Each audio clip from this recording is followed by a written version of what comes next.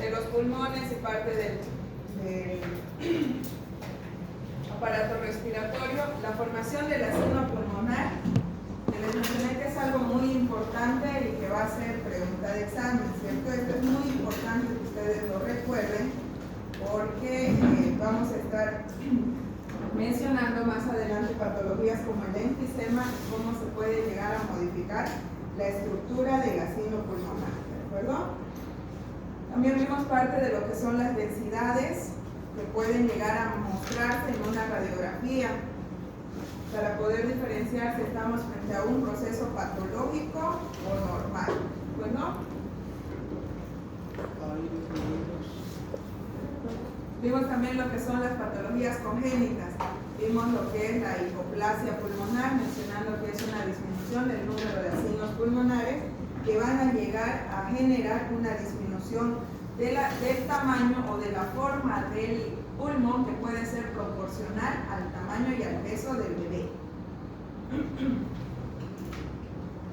También vimos lo que es secuestro pulmonar, ¿cierto? En el que habíamos mencionado que es un tipo de tejido que no llega a corresponder a la formación normal del parénquima pulmonar, y al ser otro tipo de tejido, sea dentro del pulmón, denominándose intralobulares, o por estar fuera del pulmón van a denominarse extralobulares, estas van a llegar a requerir una irrigación propia, porque la arteria aorta o alguna de sus ramas van a prestar una rama accesoria específicamente para esa región.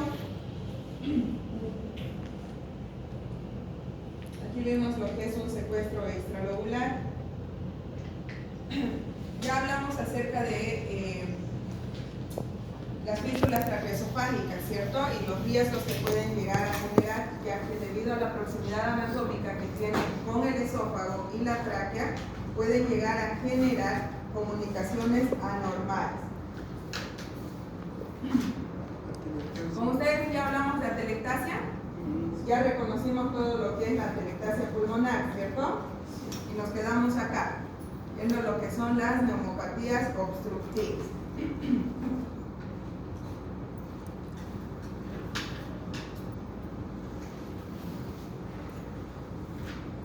Muy bien, las neumopatías obstructivas en sí van a ser todo tipo de proceso patológico, como su nombre lo menciona, que van a desarrollar obstrucciones a nivel de las vías aéreas. Pueden ser obstrucciones directamente a nivel de las porciones más distales, que en este caso pueden ser los asinos pulmonares, o como en su mayoría pueden tener una predisposición de localización a nivel de los bronquios, ¿de acuerdo? Dentro de este grupo, que se denominan neumopatías obstructivas, vamos a encontrar la diferencia de 4 tipos de patologías: el enfisema pulmonar, la bronquitis crónica, el asma y las bronquiectasias, ¿de acuerdo? Cada una de ellas llega a diferenciarse debido a que tienen una localización específica. Por ejemplo, el enfisema pulmonar va a llegar a desarrollar modificaciones irreversibles a nivel de los asinos pulmonares. ¿Está bien? ¿Qué quiere decir? Que las ramas bronquiales en este caso van a estar intactas, y también la tráquea. Sin embargo, los asinos pulmonares pueden llegar a modificarse y a dilatarse.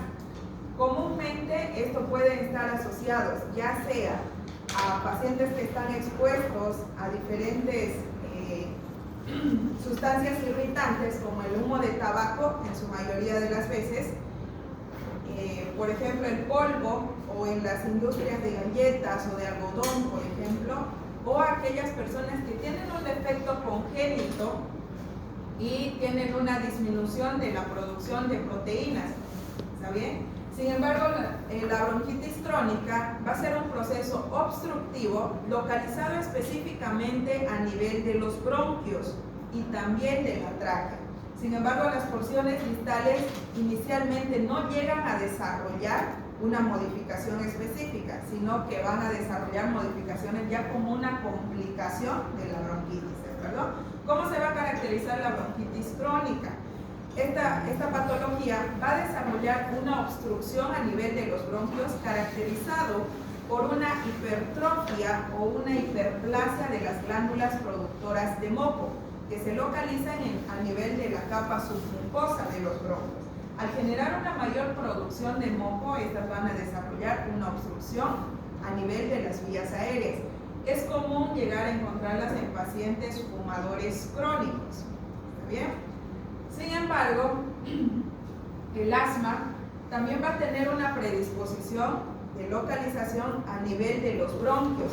La característica principal del asma va a ser que esta obstrucción se debe a modificaciones del músculo liso que reviste a los bronquios, generando una hipertrofia y una hiperplasia a nivel de la túnica muscular y por ende disminuye la luz del bronquio, generando procesos de broncoespasmo. ¿De acuerdo? Pueden haber dos tipos de asma, lo vamos a puntualizar cuando veamos asma bronquial. Por último, las bronquiectasias también van a generar alteraciones a nivel de los bronquios, pero pueden ser desde los bronquios primarios hasta los bronquiolos terminales. ¿Está bien? Sin embargo, generalmente estas bronquiectasias se desarrollan cuando ya son procesos ya resueltos, como una especie de secuela. Pueden ser situaciones en las que la infección en mi paciente ha sido recurrente y modifica la estructura de la pared bronquial, generando una dilatación sostenida, desarrollando una incapacidad de elasticidad. Anteriormente, este grupo de patologías se los conocía como las famosas EPOC o las enfermedades pulmonares obstructivas crónicas. Sin embargo, actualmente dentro de esta clasificación solo se toman en cuenta dos patologías, es decir, las EPOC propiamente dichas son únicamente el enfisema pulmonar y la bronquitis crónica. ¿De acuerdo? Vamos a comenzar a hablar entonces acerca del enfisema pulmonar. El enfisema pulmonar van a ser dilataciones sostenidas de la porción final de las vías aéreas. ¿Cuáles eran las porciones finales de las vías aéreas? Ya, los sacos alveolares. ¿Pero qué forman los sacos alveolares? Una estructura que ya mencionamos anteriormente, los acinos pulmonares. ¿Y la agrupación de los acinos pulmonares qué va a desarrollar? Si 3 o 5 acinos pulmonares se agrupan, forman un ¿qué? Va la quinta vez que les estoy repitiendo que esto va a ser pregunta de examen. ¿Cómo? Ya, bueno, el saco alveolar forma parte de los acinos pulmonares, ¿está bien? Otra vez, el acino pulmonar va a estar formado por la porción final del bronquiolo terminal, los conductos alveolares y los sacos alveolares. Esto va a formar un acino pulmonar. La agrupación de 3 o 5 acinos pulmonares van a formar un lobulillo pulmonar. ¿De acuerdo? Cuando nosotros hablamos de modificaciones a nivel de estos acinos pulmonares, pueden desarrollar que hayan dilataciones sostenidas.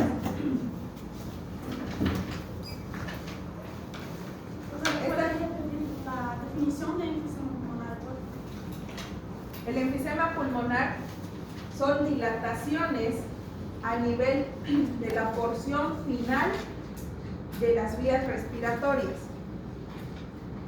sin una fibrosis evidente. ¿Qué quiere decir? Que antes de este establecimiento no hay fibrosis, no hay procesos asociados a ello.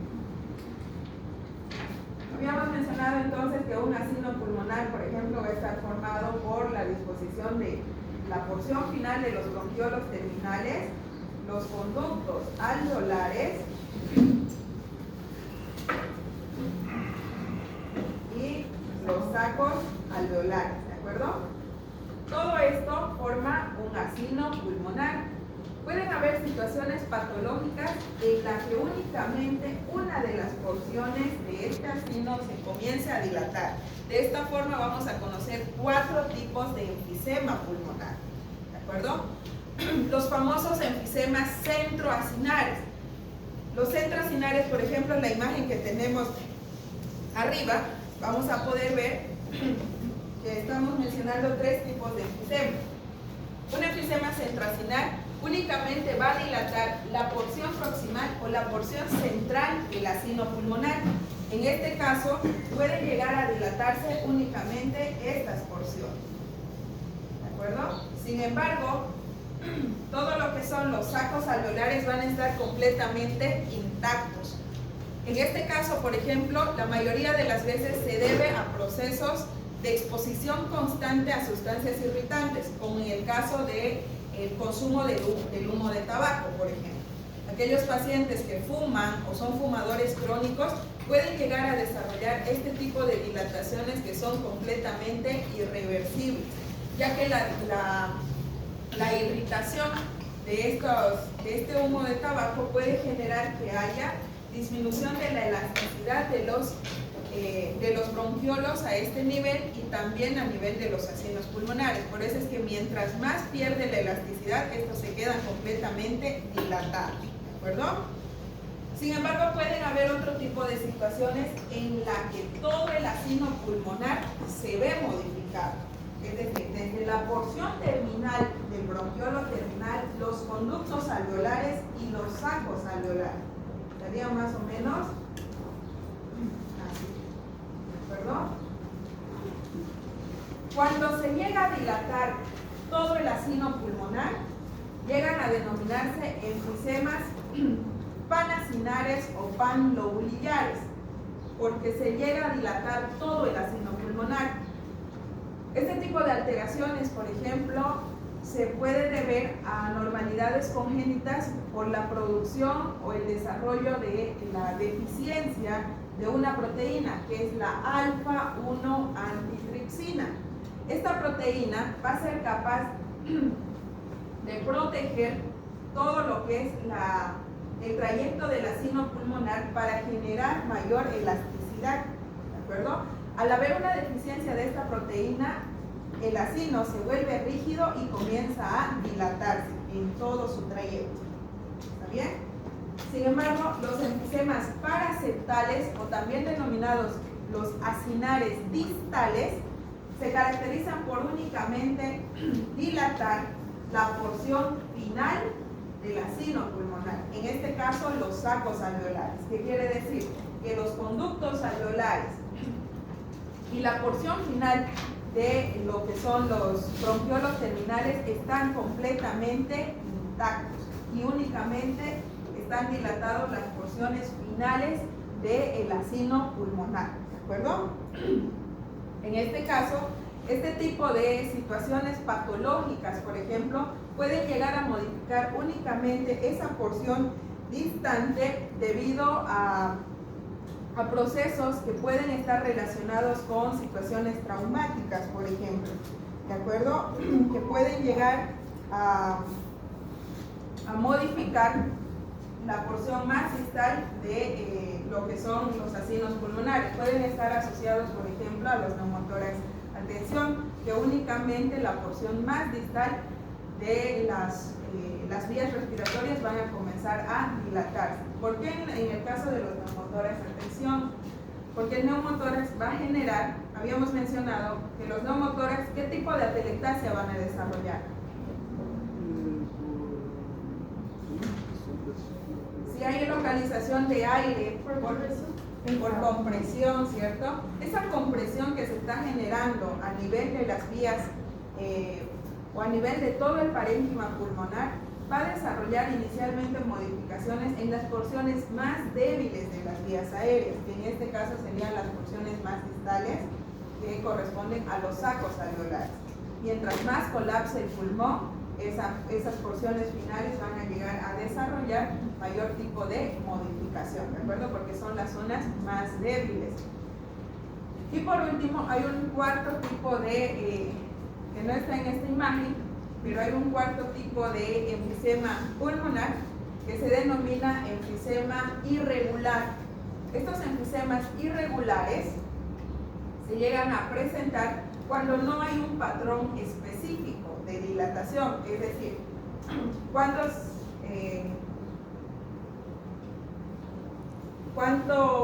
acinos pulmonares forman un lobulillo? De 3 a 5, ¿cierto? Muy bien. Si por ejemplo Aquí tengo muchos acinos pulmonares. En este caso, este acino pulmonar, por ejemplo, puede presentar dilatación a nivel de los sacos alveolares. Este acino pulmonar va a presentar dilatación a nivel de los conductos alveolares. Y este acino pulmonar va a desarrollar una dilatación a nivel de los bronquiolos terminales y de los sacos alveolares. Es decir, no sigue un patrón específico como los otros tres anteriores. Por eso es que se denomina irregular, ¿de acuerdo? Es muy poco frecuente. Los más frecuentes pueden ser los centroacinales, por ejemplo, porque comúnmente van a ser aquellos que se van a presentar en pacientes fumadores crónicos o pacientes que están expuestos a la inhalación de diversas sustancias que resultan irritantes para las vías respiratorias. No se olviden, pueden denominarse centroacinares o centrolobulillares porque también van a afectar a una agrupación de acinos, por lo tanto afecta a los lobulillos pulmonares. Los panacinares o también denominados panlobulillares y los paraseptales o también denominados acinares distales, ¿de acuerdo?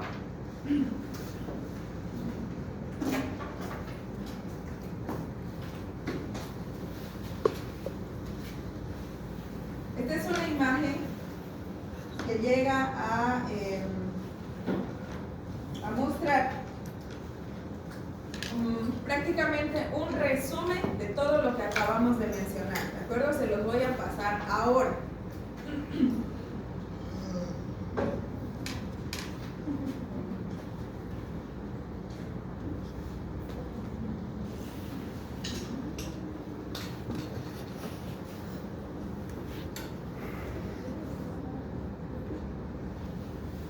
Pulmonar llegan a modificar.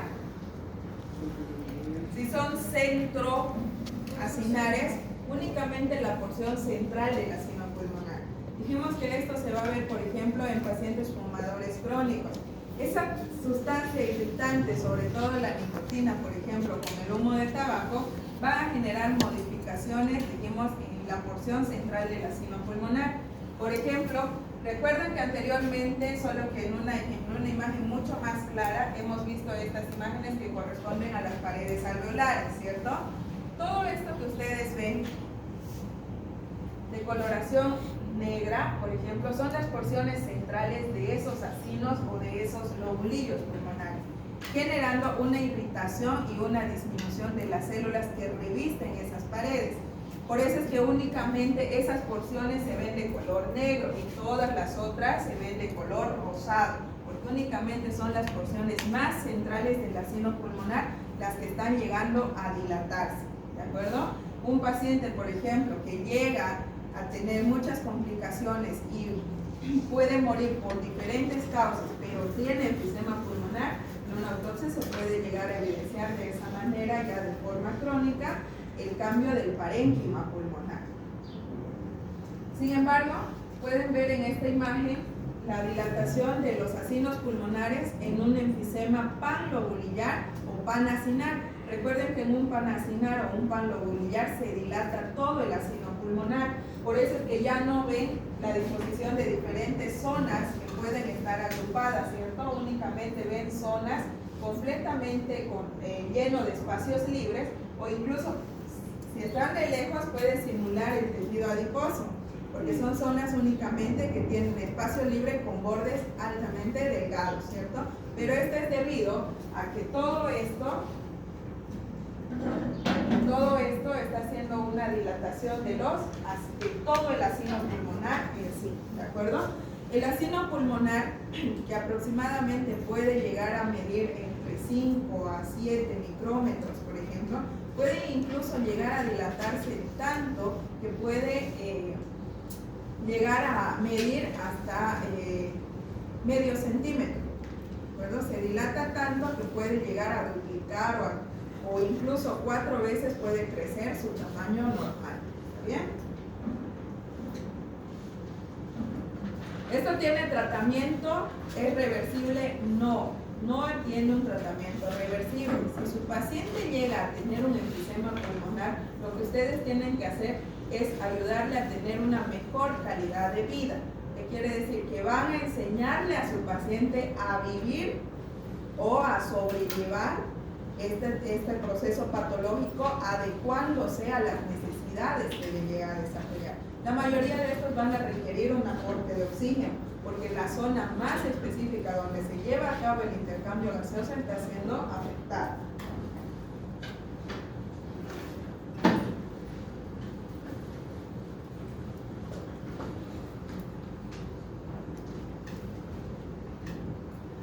Otro tipo de proceso patológico dentro de las neumopatías obstructivas va a ser la bronquitis crónica.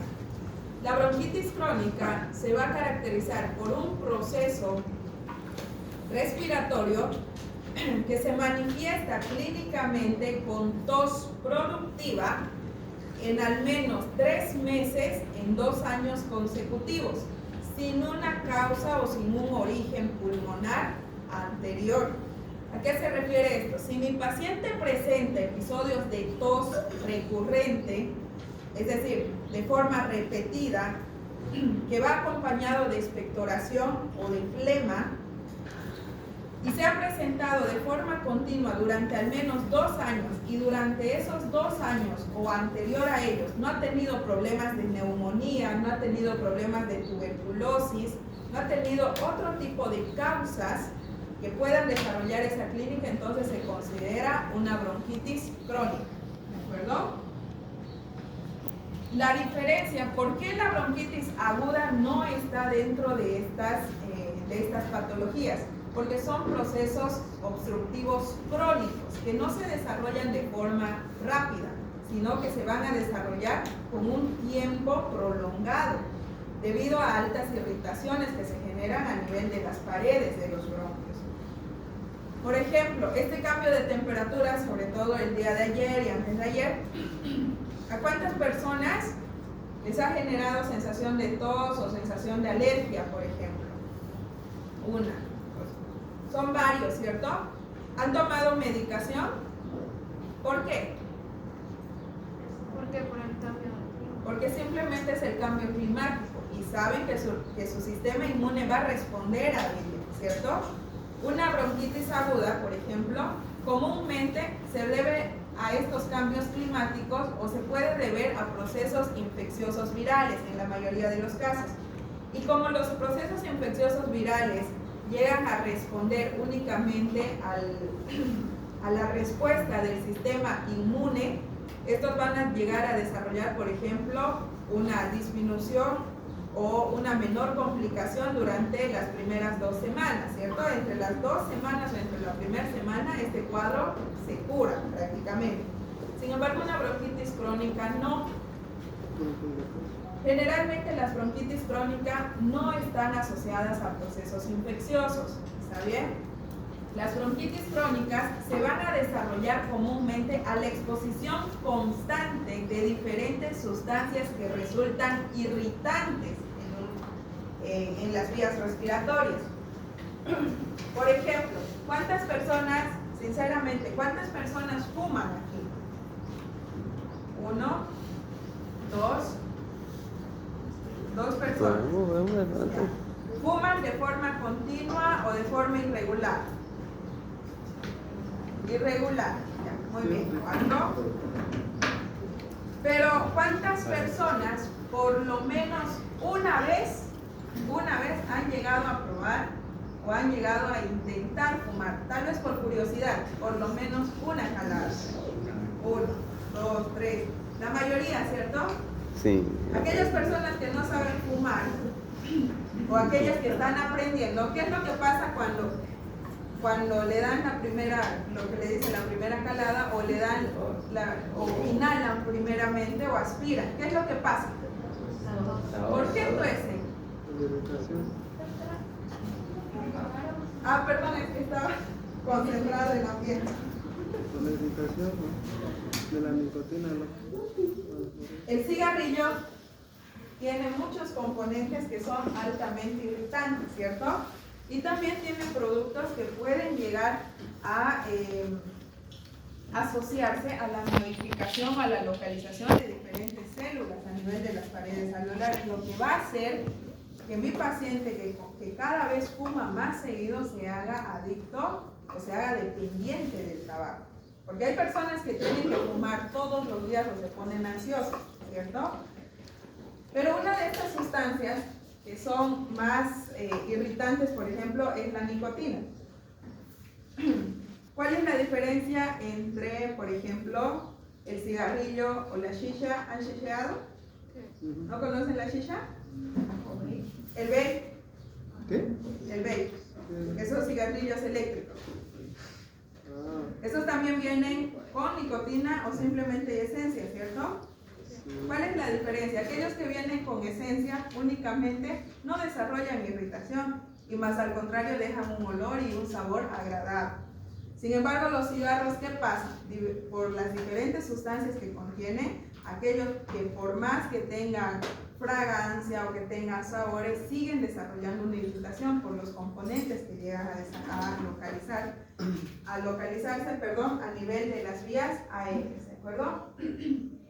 Nosotros sabemos que la pared de los bronquios, habíamos mencionado que van a tener un epitelio que va a estar completamente ciliado, ¿cierto? Esos cilios van a tener la capacidad de moverse frente a la agresión o a la invasión de diferentes sustancias que sean irritantes o dañinas para el parénquima pulmonar.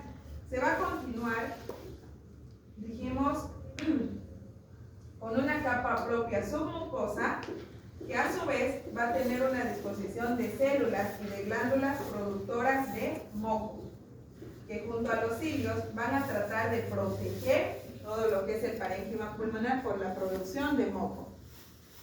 Vamos a tener también el revestimiento de una túnica muscular por fibras musculares lisas y por último todo lo que son el cartílago y la capa adventicia, ¿cierto? ¿Qué es lo que ocurre cuando estamos frente a una bronquitis crónica? ¿O qué pasa cuando fumamos de forma constante? Esas sustancias irritantes van a llegar a generar depósitos o irritaciones inflamatorias a nivel de las paredes de los bronquios, ¿de acuerdo? Como respuesta a ello, o a la constante irritación que generan estos, va a haber una disposición en la que las células epiteliales y los mismos cilios comienzan a disminuir su función.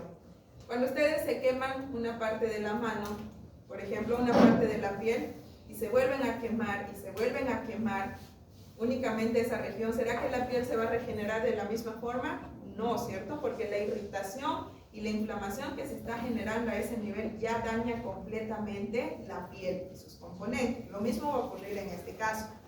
Como respuesta a esa irritación constante, que va a estar mediado por interleucinas, linfocitos, macrófagos, que inicialmente van a tratar de reparar esa irritación, va a desarrollar una respuesta a nivel de la capa submucosa, ¿de acuerdo? Esta capa submucosa va a comenzar a generar mayor producción de moco para tratar de que ese moco o esa mucosidad revista todo lo que es las paredes bronquiales para evitar que siga desarrollando un proceso irritativo. Pero si mi paciente sigue y sigue fumando, va a haber mayor irritación, por lo que este revestimiento mucoso cada vez va a ser menos beneficioso, es decir, cada vez se va a requerir mayor protección, ¿cierto? Lo que le va a dar la característica, si las glándulas ya están produciendo bastante moco, ¿cuál va a ser su reacción? Van a comenzar a agrandarse, desarrollando una hipertrofia de lo que son las glándulas productoras de moco. Al crecer, sabemos que es hipertrofia, ¿cierto? Es un aumento del tamaño o del volumen celular. Al haber una hipertrofia de estas glándulas, va a haber entonces mayor producción de moco. Esa mucosidad va a seguir revistiendo toda la parte interna de las paredes bronquiales. Sin embargo, si aún así mi paciente sigue fumando porque su cuerpo se está adaptando a ello, esta hipertrofia se va a ver acompañada ya de una hiperplasia de células productoras de moco. ¿Qué es una hiperplasia? Aumento del número, ¿cierto? Entonces, esa hiperplasia va a generar un aumento de la cantidad de células productoras de moco. Incluso esas células pueden llegar a desarrollar, si ya hay un crecimiento de las glándulas productoras de moco, hay un aumento de lo que son el número de células productoras de moco, ¿será que la pared mucosa de este bronquio va a seguir siendo del mismo calibre? No, ¿cierto? Entonces, como respuesta a todo a esta modificación, esa pared va a comenzar a engrosarse. Llegando a desarrollar, si se engrosa esa pared, ¿qué va a pasar con el espacio libre del bronquio? Va a comenzar cada vez a reducirse más.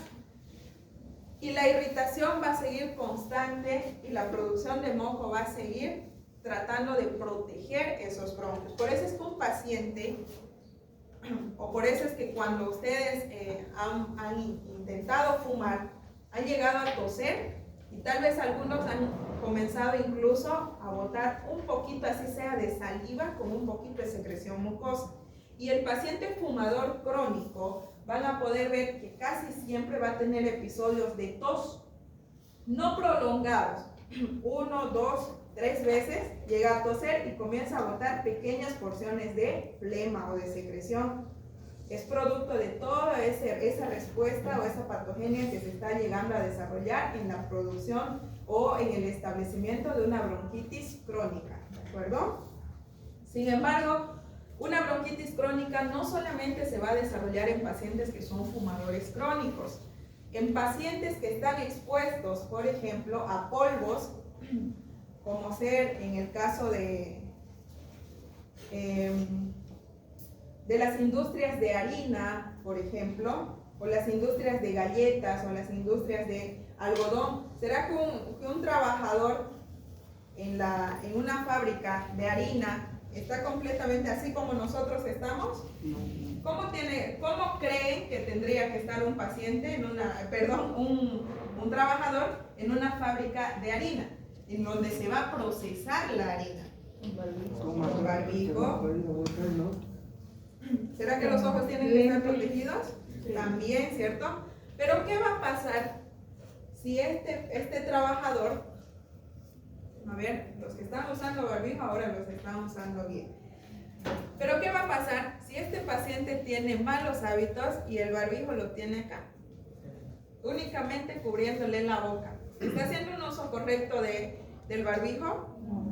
Si mi paciente tiene malos hábitos y ya va 5 años trabajando en esa fábrica y su barbijo lo ha usado en esta posición, prácticamente ha estado inhalando micropartículas de polvo durante todo ese tiempo. Y eso va a desarrollar el mismo mecanismo. ¿Por qué? Porque ese polvo prácticamente no corresponde a las vías respiratorias. No es un producto estéril que va a estar normalmente a nivel de las células que revisten los bronquios. Por lo tanto, esas micropartículas se van a posar de la misma forma que las sustancias de un cigarro y va a desarrollar una irritación continua y la sobreproducción de moco. ¿Pasa lo mismo con los que trabajan en los surtidores? ¿En los surtidores? Sí.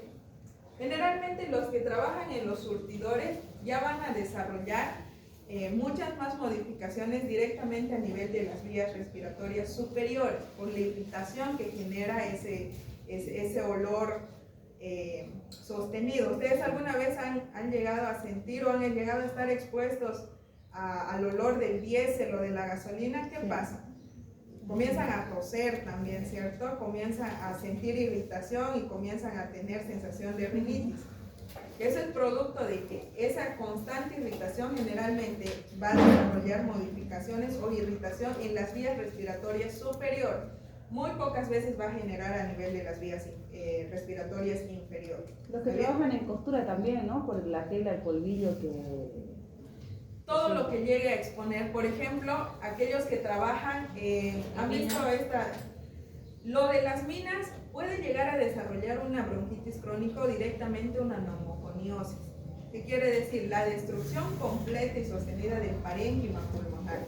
Porque estos que están asociados a trabajadores de minas de carbón, por ejemplo, se llegan a adaptar a estos procesos que inicialmente no van a llegar a desarrollar procesos irritativos, sino que directamente cuando el pulmón esté prácticamente colapsado, que lo vamos a ver en la siguiente clase, recién manifiesta un cuadro clínico específico. ¿Está bien?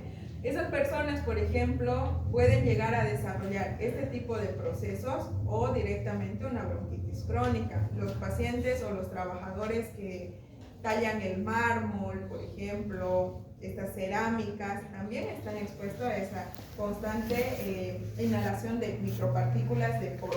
¿Está bien?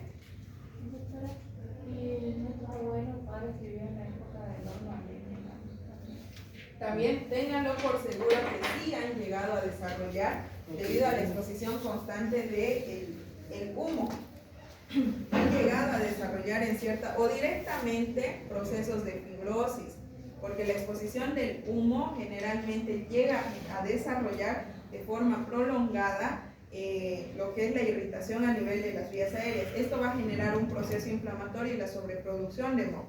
¿Está bien? Entonces, la patogenia de una bronquitis crónica se va a caracterizar por dos respuestas principales. Uno, que va a ser la hipertrofia de las glándulas productoras de moco asociada a una hiperplasia de las células productoras de moco, y como segunda respuesta, sobreproducción de moco. ¿De acuerdo? Algunos autores llegan a mencionar también las infecciones. Sin embargo, aclaro, una infección no desarrolla una bronquitis crónica. Va a ser muy diferente que un paciente con bronquitis llegue a adquirir una infección.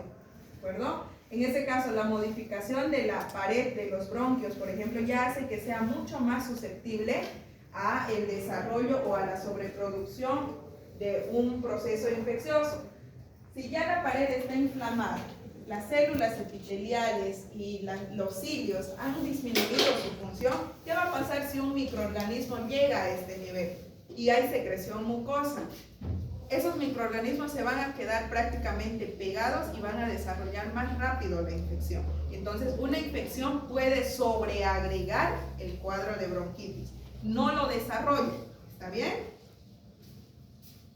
Las diapositivas que les voy a mandar ahora, primero van a ir sin audio, pero les estoy mandando con muchos más datos. Por ejemplo, es un resumen de todo lo que acabo de decir.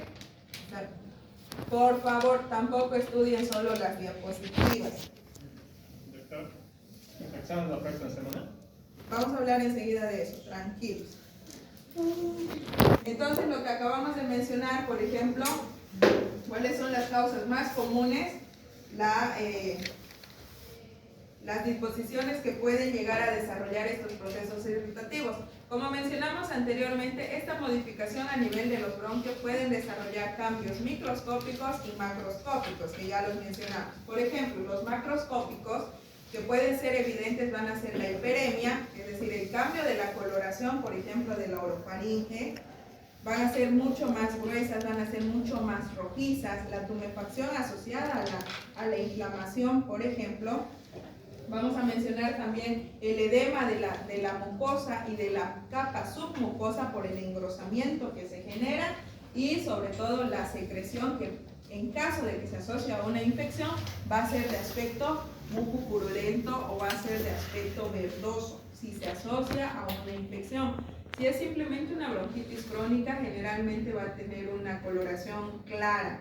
¿Está bien? Porque no está asociado a un proceso infeccioso. Y los cambios microscópicos son aquellos que ya hemos mencionado en relación a la disposición de las células productoras de moco.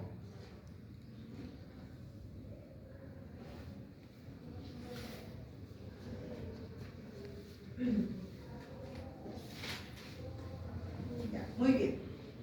Otro de los procesos patológicos que vamos a ver a nivel de las vías respiratorias que desarrollan obstrucciones va a ser el asma.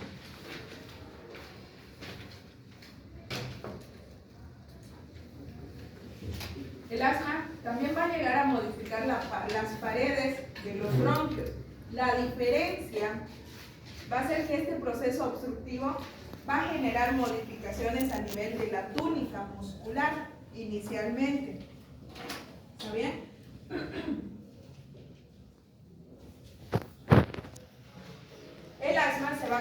caracterizar entonces por ser un trastorno crónico de las vías aéreas, caracterizado por episodios de tos recurrente que se producen por una broncoconstricción o un broncoespasmo sostenido. ¿Está bien?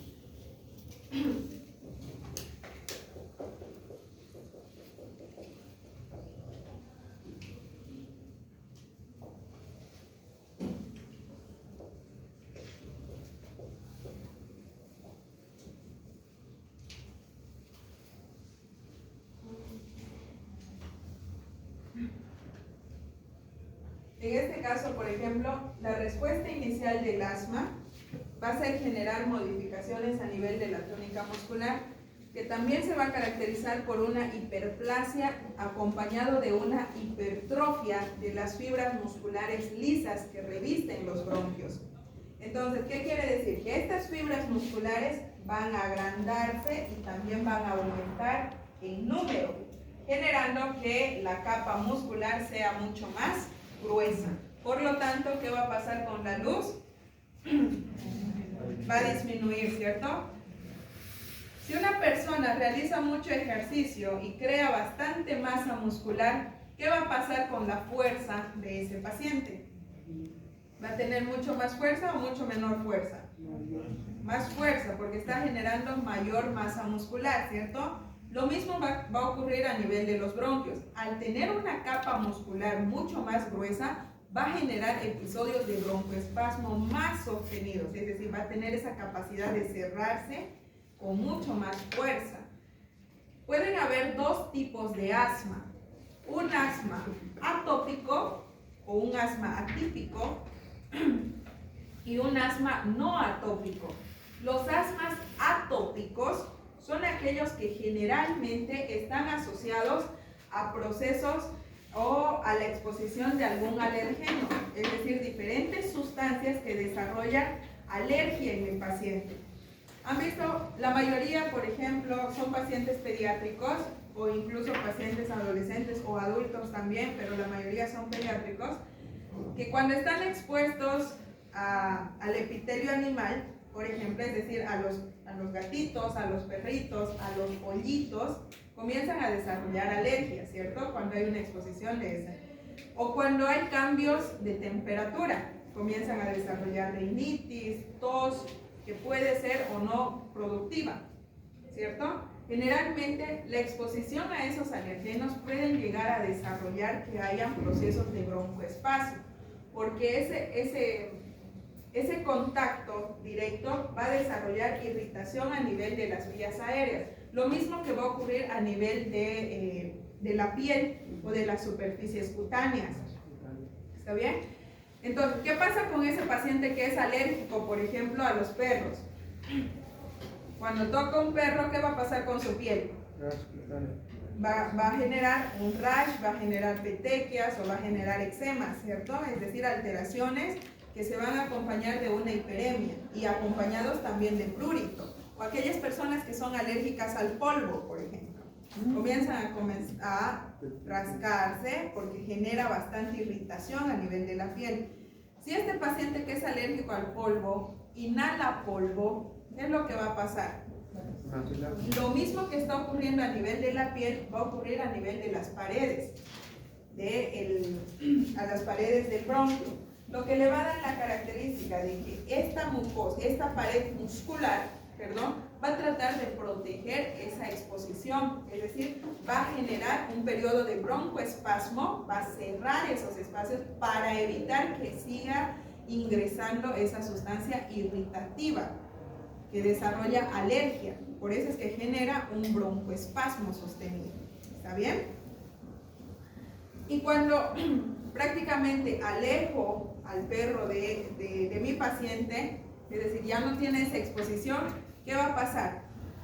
Va de forma gradual, el prurito que siente va a ir disminuyendo. Mientras más tiempo esté con el perro, más alergia va a desarrollar. Pero si ya comienzo a hacer que se aleje o del mismo polvo, ¿qué va a pasar? Las lesiones van a comenzar a disminuir, ¿cierto? Lo mismo va a ocurrir en el caso del asma atópico. La exposición a este alergeno va a desarrollar estos procesos irritativos. la ausencia de este alergeno va a desarrollar que no hayan estos procesos de broncoespasmo. Entonces, en un asma atópico, por ejemplo, va a resultar positivo, por ejemplo, las pruebas cutáneas, la exposición a estos alergenos. Sin embargo, un asma no atópico es aquellos que generalmente llegan a tener una predisposición familiar, en los que no necesitan de una sustancia que desarrolle esta irritación. Podemos tener en este caso un compañero, o incluso yo misma, por ejemplo. Si yo llego a tener asma y ya llevo tanto tiempo hablando, o simplemente estoy sentada, en cualquier momento me puede dar una crisis asmática, porque el broncoespasmo no requiere de una sustancia que realice una irritación a nivel de las paredes. De ya las paredes musculares van a estar engrosadas y en cualquier momento se puede desarrollar un proceso de broncoespasmo. Por eso es que los pacientes con asma atópico han visto que cargan un pequeño aparato que se llama inhalador, porque en cualquier momento se puede llegar a presentar una crisis asmática. ¿De acuerdo? Los asmas atópicos, al estar asociados, por ejemplo, a la exposición de alergenos, van a estar mediados por las respuestas de los macrófagos, las interleucinas, los linfocitos, y también van a estar asociados a los antígenos IgE. Estos van a generar procesos o van a desarrollar que haya una mayor producción de factores proinflamatorios. Estos factores proinflamatorios que desarrollan la inflamación van a generar que la respuesta que ya está a nivel de la túnica muscular se vea acompañado por una respuesta a nivel de la capa mucosa, que quiere decir que se engrosa la túnica muscular por la hiperplasia y la hipertrofia de las fibras musculares, y a esto se va a asociar una mayor producción de moco. ¿De acuerdo? Esa producción de moco, si ya el espacio estaba reducido por el crecimiento de la túnica muscular, con una sobreproducción de moco va a generar una obstrucción completa a nivel de las paredes del bronquio. ¿De acuerdo? Por eso es que cuando un paciente está en una crisis asmática se les hace sus famosos PAF, que son broncodilatadores que pueden ser de acción rápida o de acción corta, para prácticamente abrir esos bronquios y liberar esos espacios. Estas crisis se pueden desarrollar en dos fases, una fase temprana o una fase rápida y una fase tardía o una fase lenta. ¿Está bien? La fase temprana van a ser los primeros minutos del establecimiento de esta broncoconstricción, que va a estar generado, va a estar mediada por macrófagos, linfocitos y antígenos en el caso del asma atópico. Sin embargo, la fase tardía ya va a estar mediada directamente por respuestas a nivel de la túnica submucosa que se va a asociar a este engrosamiento. Esto puede llegar a durar en la fase tardía 1-2 horas, que va a ser el tiempo. ¿Puedes cerrar la puerta, por favor? Que va a ser el periodo en el cual todo este proceso inflamatorio puede ir disminuyendo o no.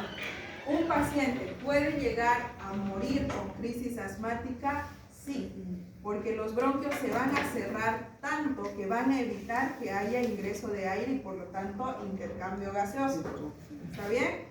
Por eso es que nosotros vamos a conocer, cuando vean fármaco, cuando vean semio, por ejemplo, van a conocer dos tipos de broncodilatadores, porque no son los mismos, no es un solo tipo de broncodilatador.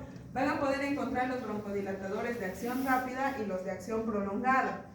Los de acción rápida, por ejemplo, que es muy común el salbutamol, va a tener un efecto, como su nombre lo dice, rápido, pero el tiempo en el que pueda llegar a desarrollar esa acción es corto. Mientras más rápido actúe, más corto va a ser el tiempo que pueda desarrollar esa broncodilatación. ¿Está bien? Por eso es que únicamente se usan en crisis como respuesta de rescate. Sin embargo, los broncodilatadores de acción prolongada o de acción tardía son aquellos que, como su nombre dice, van a tardar más en actuar, pero también el tiempo de efecto es mucho más prolongado. ¿Está bien? Van a haber pacientes que van a depender de estos o van a haber pacientes que no. El asma se cura No, se controla, porque en el caso del asma atópico, por ejemplo, cada vez que el paciente pueda llegar a exponerse a ese alergeno va a desarrollar su crisis asmática. Sin embargo, se va a poder controlar, sí. ¿Por qué creen que es más común en niños? ¿Por qué creen que es más común en niños y no en pacientes adultos? Y cuando ese niño que tenía crisis asmática va creciendo, puede disminuir los episodios de crisis asmática. ¿Por la maduración? Por la maduración, por la adaptación, ¿cierto? Cuando el niño nace, cuando el bebé nace, ¿cómo están los pulmoncitos o en sí todos sus órganos? ¿Están completamente maduros? No, ¿cierto? Entonces, conforme mi pacientito va creciendo, sus pulmones cada vez van a ser más fuertes, se van a ir adaptando y ya va a tener respuestas mucho más rápidas. Por eso es que pueden disminuir sus crisis asmáticas. Sin embargo, en el asma no atópico pueden haber periodos prolongados. ¿Qué quiere decir? Que comúnmente el asma atópico se llega a diagnosticar en edades tempranas. El asma no atópico comúnmente se llega a diagnosticar en edades de la adolescencia, por ejemplo, de la vida adulta. Estos pacientes pueden tener años sin desarrollar una crisis asmática y en cualquier momento lo vuelven a desarrollar, porque puede ser una respuesta del sistema inmune mismo. ¿Qué relación tiene la humedad con el Los cambios de temperatura van a generar también cambios de presión. La humedad, como menciona, sobre todo aquí en Santa Cruz, por ejemplo, nuestro clima es húmedo, ¿cierto? Y hace bastante calor. Cuando ustedes sienten esa humedad, ¿cómo comienzan a respirar? ¿Se cansan o no se cansan? Se cansan más rápido, ¿cierto? Comienzan a respirar más rápido. Por lo tanto, ¿quiénes tienen que trabajar más? Las vías respiratorias. Por eso es que van a generar procesos irritativos, porque cada vez tienen que trabajar más. La humedad, si bien no va a desarrollar una irritación, genera una modificación en el proceso de función de las vías respiratorias. Va a ser muy diferente que un paciente que siempre, o una persona que toda su vida ha estado acá, por ejemplo, aquí en Santa Cruz, viaje a a La Paz, por ejemplo, o a Oruro, en la que las presiones atmosféricas son completamente diferentes, ¿cierto? Por lo tanto, este paciente que no tiene asma, aquí, puede llegar a desarrollar allá. ¿Por qué? Porque la presión va a generar que haya cambios en la función ventilatoria y se tiene que adaptar. Y si desarrolla, si bien una reacción ventilatoria inicial, durante los 2 o 3 primeros días que se quede en ese lugar, su mecanismo o su ventilación se va a ir adaptando a esas presiones. Por eso es que las respiraciones ya no van a ser más profundas. ¿Han viajado a La Paz? ¿Les ha hecho mal la altura? Sí. Algunos sí, ¿cierto? ¿Qué es lo que pasa? Nos cansamos más rápido, tenemos dificultad respiratoria. Por mucho que nosotros tratemos de respirar profundo, es como que el tórax se quede como contraído, ¿cierto? Nos falta el aire. Eso es por las presiones que cambian. Y al faltar el aire, al no haber llegada de oxígeno a este nivel, ¿qué es lo que va a pasar? Van a comenzar a desarrollar periodos de tos, porque hay mayor requerimiento, ¿verdad? Eso porque allá, aclaro, allá por ejemplo los climas son bastante secos, aquí son bastante húmedos, ¿está bien? Entonces esos cambios de temperatura y sobre todo las presiones van a generar que haya alteraciones y modificaciones en la función ventilatoria. Esa función ventilatoria sobreagregada se puede ver asociado a modificaciones agudas que pueden desarrollarse a nivel de las paredes de los bronquios. ¿Está bien? Muy bien, chicos. Este es un pequeño gráfico de cómo tendría que verse, por ejemplo, las paredes del bronquio sano y cómo tendrían que verse la inflamación a nivel bronquial, que pueden estar asociados, dijimos, a una hiperplasia y una hipertrofia de la túnica muscular en el asma, ¿cierto? Que se va a ver asociado, dijimos, a una sobreproducción de moco. La diferencia va a ser que en un paciente asmático la mucosidad es bastante densa o va a ser completamente clara, no está asociado a procesos infecciosos. Al haber un cierre completo de lo que es las paredes bronquiales, va a haber un espacio limitado para el ingreso de aire. Por eso dentro de la clínica la característica principal del asma son las famosas sibilancias. ¿Han escuchado un silbido agudo? ¿Quién sabe silbar agudito? Más o menos así, gracias, más o menos así, un poquito más agudo se puede escuchar durante la inspiración o la expiración.